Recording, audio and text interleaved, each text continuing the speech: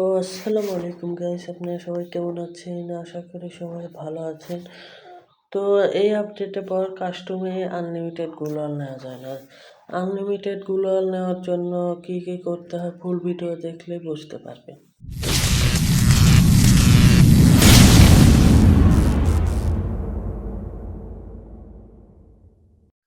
আগে যেমন এই লিমিটেড অ্যামোটা দিয়ে আনলিমিটেড গ্লোয়াল হতো, এখন কিন্তু আর সেরকম হচ্ছে না। তো কাস্টমের ভিতরে যাই দেখুন আনলিমিটেড গ্লোয়াল হচ্ছে কিনা।